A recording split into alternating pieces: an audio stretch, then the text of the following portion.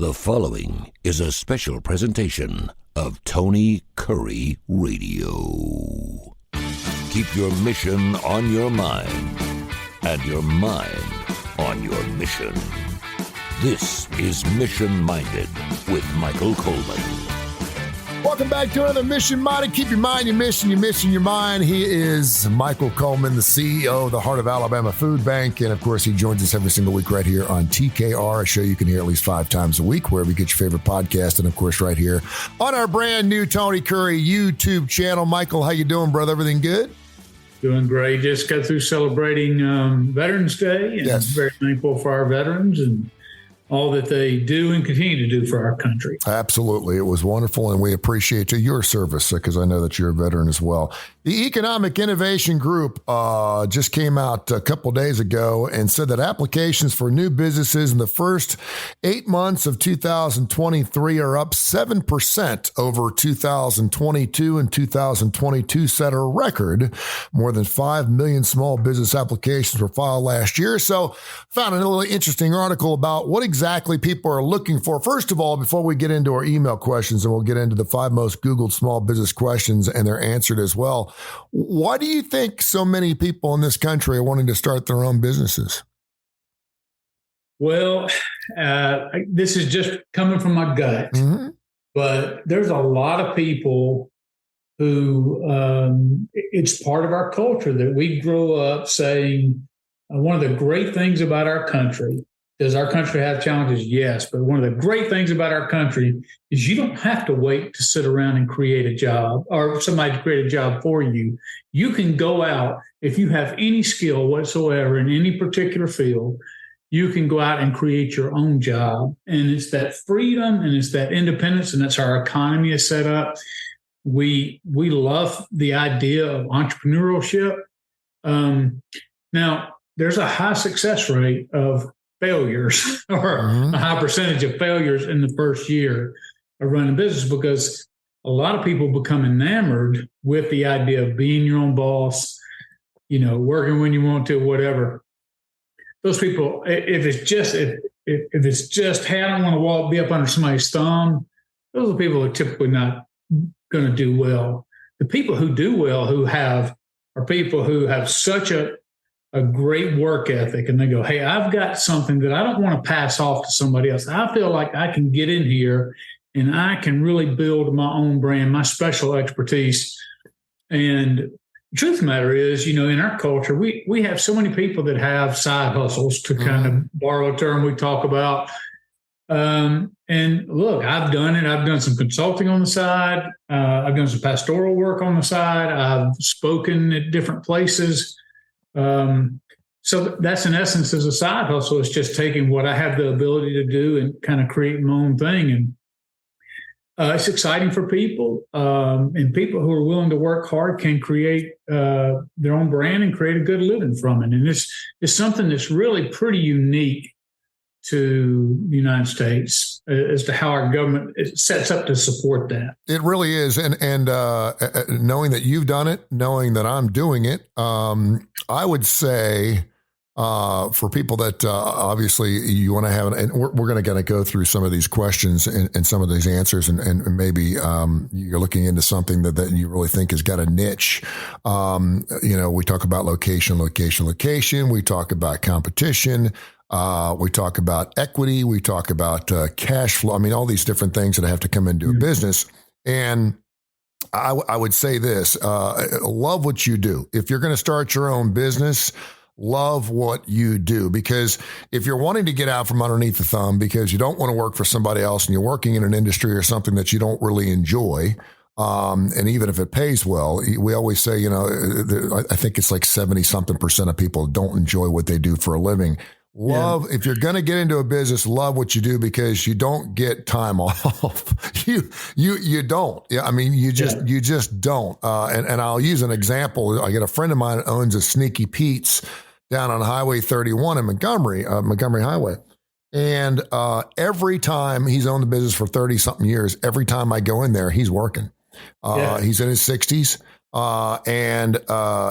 owned that business for 30 something years but he loves making hot dogs. He loves working that business. I mean, that's not me. That's not something that sounds like fun to me. But he just loves getting in there every single day. He works 7 days a week. They don't take time off. His wife works with him, and it's just something they enjoy to do. And that's great. And I know a lot of people were like, I ain't working some hot dog joint for 7 days a week. That doesn't sound good to me. That's not your kind of business model. But it really, I mean, just talk about that. You better enjoy what you do if you're going to go off and start your own business.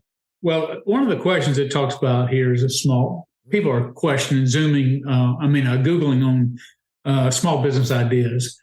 And I've seen people say, and of course, when you do that, typically the easy way is you're looking to franchise or looking for a franchise because a lot of the heavy lifting's already been done in terms of the idea.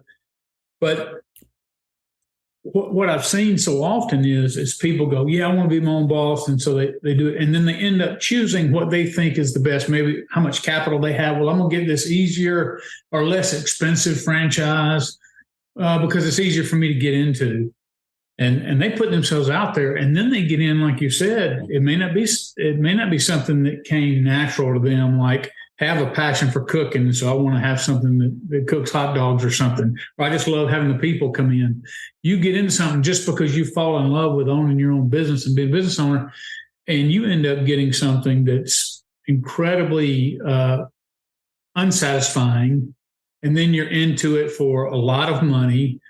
And something else that people are real quick to jump in this without thinking about when the air conditioner breaks and the guy comes out and says, well, you need a new unit and it's going to be $5,000.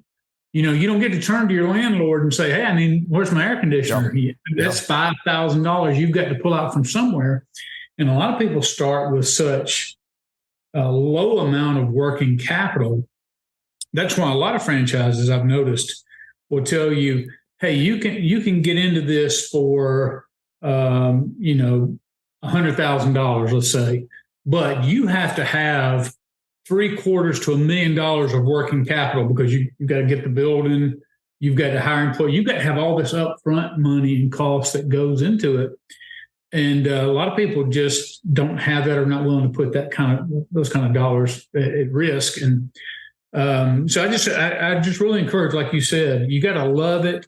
And I love business. I like supporting local businesses, but you really got to think about how all the responsibility falls to your shoulders when something goes bad. If something goes bad from employees, if a liability costs, when somebody falls down in your store, now they're coming after you and your family and your retirement and everything else.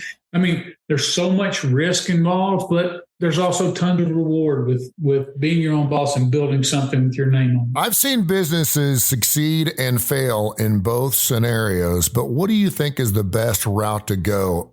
Start organically, green, start something small. You talk about someone that started a small little shack and next thing you know, they build out and over the course of 15, 20 years or maybe 5 years, or depending on how successful, they turn it into a very profitable business, or going out and asking for investors and getting that capital.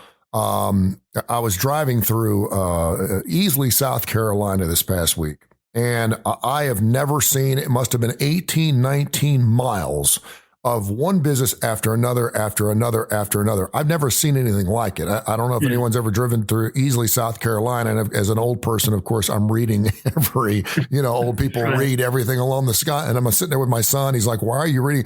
And I said, I cannot believe how many businesses I'm seeing. Everything from mom and pop little farm shacks on the side to lighting stores to smoke shops to a vape shop. I could not believe I must have seen 100,000 businesses over the course of an 18-mile stretch. And I'm thinking, how are these businesses making it? And I like to think of is, are they starting off with a little idea and turning it into something bigger? Or are they going out and getting a couple of $100,000 in investment money, building it out and making it look right, and then trying to build it from there? Is there a right or a wrong way of doing that? Well, I think, and I've mentioned this on a few other podcasts, is to me, it all starts with the business plan, because what the business plan does is in the business plan, you determine, okay, this is what I want to do. Then you have to determine, are you in a place that has a market for that? Because it doesn't matter how good the food is, or it doesn't matter how good the service is, whatever it is, if you're not in a market, or you're not going to market to a community that has that need, lots of times you can come on board, you can invest all this money, and then you got crickets. Again, not because you're a failure, but you've opened this in the wrong place. It requires X amount of customers, and maybe you didn't plan, how do I market this effectively? How do I grow my business? I've seen people sometimes jump in and just think, well, I'm gonna go ahead and invest in a brand new building. I'm gonna start from the top. Everything's gonna be top notch and brand new and shiny. Mm-hmm. And people, so you put all this upfront capital, and then your business plan is all, or your business model or your business plan is off. It's not jiving with where you're setting up and what you're doing. And so I think it's a mistake unless you do the research up front and you're like, I'm bringing a service that's desperately needed. I've done the market research. I know that people are going to be knocking down my door. So maybe you do want to start off with building a building big enough that allows you to expand. If you already know that's going to happen, and you've seen that with some people, that they get into it, and before they even get the business going, they're just overwhelmed with demand. And so they're already looking at how do we expand, or how do we open up a second location? But I would say that's really the exception rather than the rule. Most people should really focus on minimizing cost up front until you can actually test whether your product and whether your service is selling in its market. Then once you determine that, yes, hey, I can do this. Yes, people are responding. I'm getting return customers, all of that kind of stuff. And then it's a matter of, well, I've got the bandwidth. If I grow capacity, then I've already got the customer base. So the customer demand should drive expansion, not going in wholeheartedly. Now, there's some things that, like if you're getting a franchise or something, there's going to be minimum franchise requirements of what your building looks like. So there's going to be minimum investment that's required by the franchise agreement. But I'm talking about if you're just Joe Blow and you're like, I am a master carpenter and I'm going to start my own business.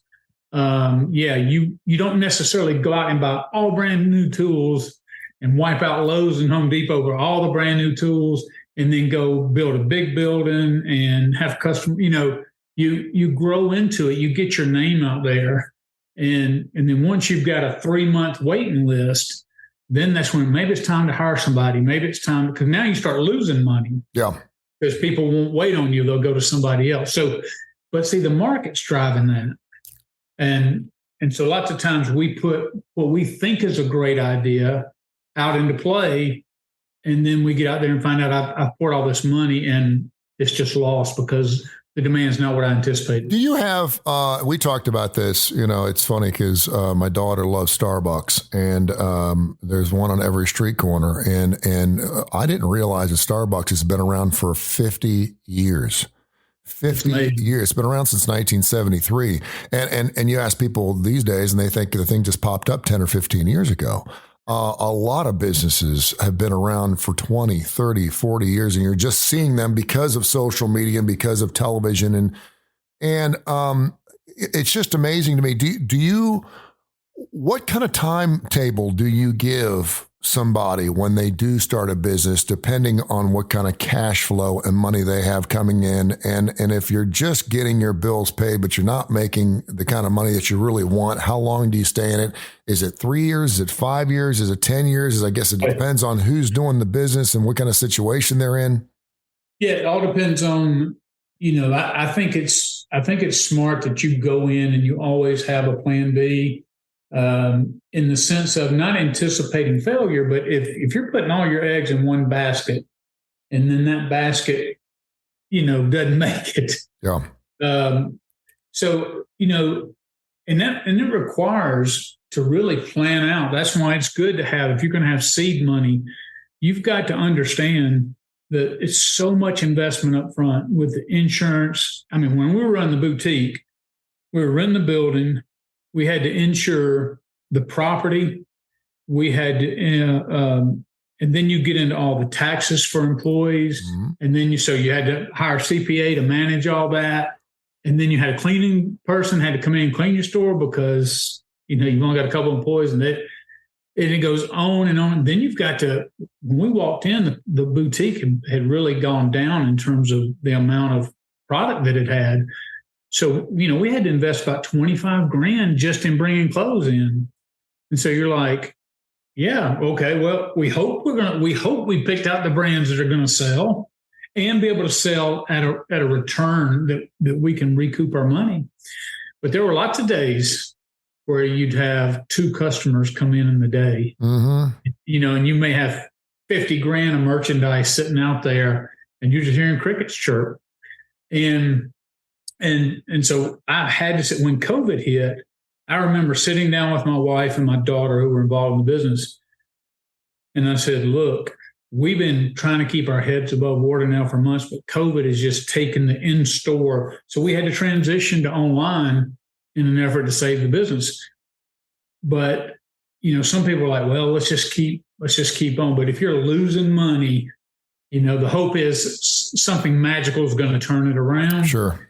The reality is you've got to stay in tune with what your turnover is. And if you don't have somebody who can either help you, or you don't have a clear understanding of how, like maybe this is just a lull this time of the season, like January was always the worst month. So when we had a bad month, I would compare this month to the previous Januaries to say, okay, well, that's a measure. Yeah, we're doing okay comparatively, but we knew we were going to take a real kick in the jewels, during that time. But it was when you got into the season where you're supposed to be turning in, hey, this is where we're really supposed to be picking up, and we weren't. Then we had to start looking at our business model and saying, boy, does it need refreshing? Is this just dying out? Is the in-store boutique? Is the location? All those kind of things. And so we started losing some money and just had to make, especially when COVID hit, we had to make a decision to change our model, or we were just putting good money after bad. Yeah, and I think a lot of people saw that during COVID as well. He's Michael Coleman, the CEO of the Heart of Alabama Food Bank. He used to be the Montgomery Area Food Bank, a little slip there, and they have rebranded themselves. Talking about rebranding, they do a good job there. We got Bite by Bite coming up here in just a few minutes. We'll do that right after this show as well. We do have an email question here before we get to the 5 most Googled small business questions. Terry in Irondale wants to know, she owns a seasonal business. A lot of places like to own seasonal businesses around the holidays. They are building little knickknacks and candles and Christmas stuff like that. She's having a hard time finding good seasonal workers. What's the best way to find a seasonal worker? We see that during the summer months a lot, and certainly during the holidays as well. Yeah. So first of all, I would just tell you, employment is a huge challenge across the board. And so employees still have the upper hand right now in terms of, because in small businesses, especially seasonal small businesses, you're looking at trying to get by with maybe $9, $10, $11 an hour, typically, no benefits. It's just, so what I would recommend you do is, and whatever the season your business is, I would analyze who is most available during that time. So for instance, if it's summertime, you might be looking at college kids home for the summer, or high school kids who are looking for summer jobs, or retirees. If you're off season, or if your season you're active is in the wintertime, then that's you're looking at different people. Mm-hmm. So you tend to maybe go more towards the senior people, or those, and just understand that when you're a seasonal worker, you typically have to have a lot more flexibility, because they're not making that much money anyway. You're like, yeah, well, I want you here. And like when people hire for Christmas, no, you got to be here all the time, like UPS does every year during those kind of seasons. But in a smaller business, it's really not a launching pad to something greater. Some people will go into like UPS and say, hey, I'm going to get my foot in the door through this seasonal work, show that I can work, and then they're going to hold me over. And that actually happens quite a bit. With a small business that's just a seasonal business, that launch is likely not going to happen. So look at and analyze who's available. Maybe it's moms who just want to get out of the house some and have a purpose. Stay-at-home moms, seniors, things like that would be the people that you're going to probably get the best performance for for what you're looking for. Some of these smaller businesses too, and I know they work off consignment. That's always a good idea too, because the business that's giving you the place to show your wares is taking a percentage, but you're also working your own booth, so they don't have to worry about hiring somebody to actually show the things. The 5 most Googled small business questions and answers. I'm just going to go through these, and feel free to give us and expound your thought process on it. Small business loans. Is that a good idea? Bad idea? Well, again, it depends on what you're looking at. There's crowdfunding is relatively new, and it can be an exciting way to raise money.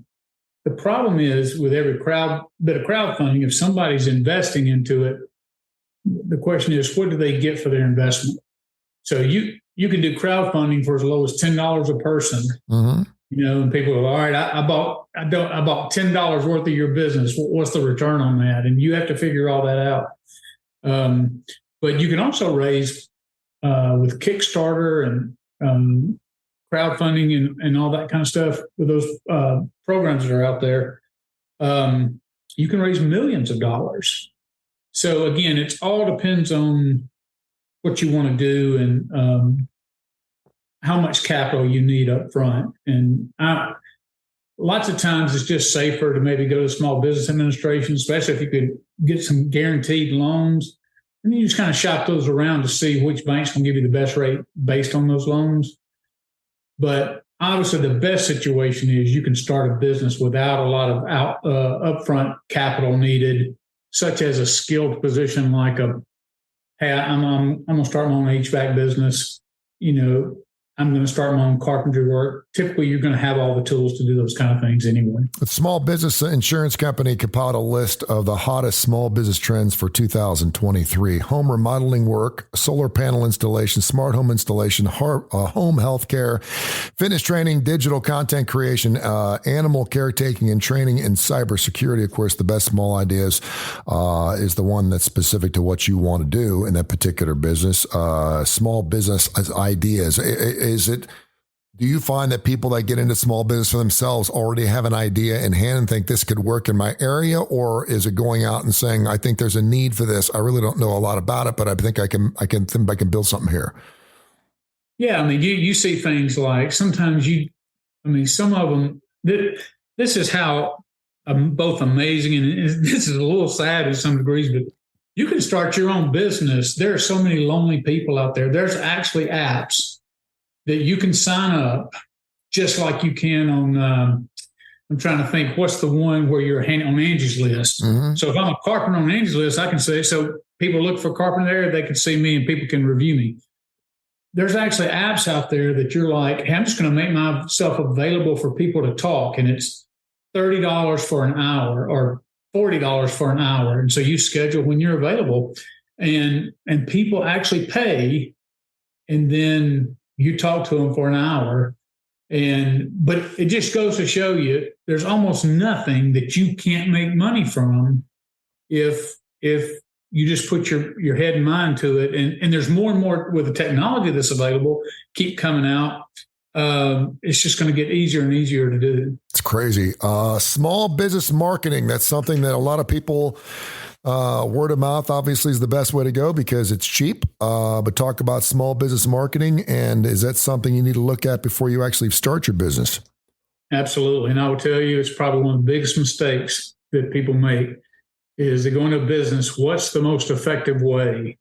And like you said, word of mouth is a great way. Friends telling friends. The problem is if you're starting out something, you go, okay, I'm gonna start with a carpentry business or household remodeling or whatever.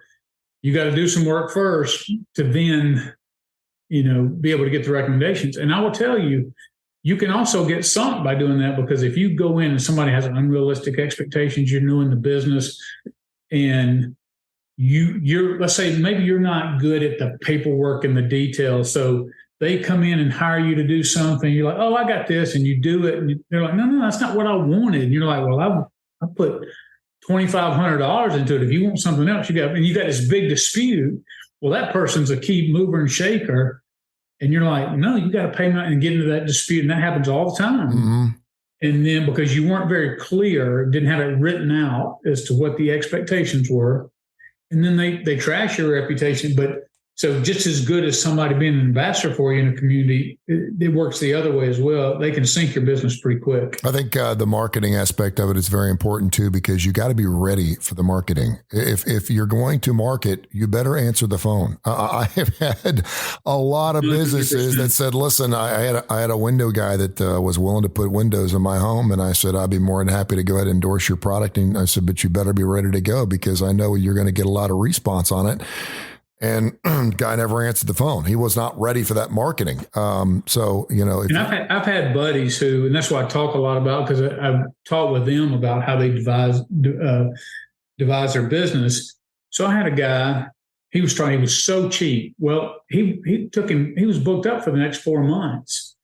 And I told him, I said, man, don't you understand what they're saying? You've got more demand than you've got supply. So you need to balance that out. So you need to say, hey, I'm going from $20 an hour to $30 an hour or $40 an hour until some people are like, well, I can't afford that. But you still have people because everybody needs somebody they can call to come fix something they've broken, something's done around the house. And I said, there's nothing wrong with marketing yourself of what your value is. And so people might say, well, $50 an hour to do carpenter skills is a lot. And you're like, okay, but it takes that skill level to be able to do X, Y, and Z. And I can come on time. I will guarantee my work. I have insurance. I have bonding. All those kind of things matter. That a lot of people are willing to pay whatever it takes. So that's what your market value is. And I know determining your market value is a little bit different than how we market it. But a lot of people will get into the marketing. They'll just put something out on social media because it's free, not even understanding the algorithms of that and what that does and what that doesn't do and the challenges overcoming that. Or they may put themselves in a trade paper, but it have nothing to do with what they're doing. So it's not going to the right customer base, or they might create a commercial and put it on TV. But they're not doing it when the homeowners are watching TV. Mm-hmm. A lot of different things people mistake. So, and I do that all the time because in the nonprofit world, we have to market ourselves just like a business. And so we have to say, how's our messaging on TV? How's our messaging through social media? What's the click rate on all that? But more so than anything, that you already hit it. You already nailed it. When you get somebody to call you because of marketing, if you don't answer the phone, or if you can't return their call in a timely manner, or if you have a 4-month wait list, you're not going to get new business. I tried to talk to them when they had so much business. I said, hey, why don't you hire some guys, train them, and grow your business? Now you're managing these guys, but you're getting them to a level that you can trust. Yeah. And can grow, but that just wasn't who they were. They weren't interested in that. They're like, I like doing the work, and I'll do what I can do, and that's all. And that was fine. Yeah, but I'm always like, hey, how do you grow it? How do you make it bigger? How do you because the demand was certainly there. Small business grants, you talked about that a little bit. And then finally, small business credit cards. You have any inside information on business? And I see these Capital One cards all the time, these multi-million-dollar businesses that are getting 2% back, and they're building another building because they're getting all this money back from their credit. Right. I'm like, okay, that's not your typical small business, but any hints or any clues on credit cards?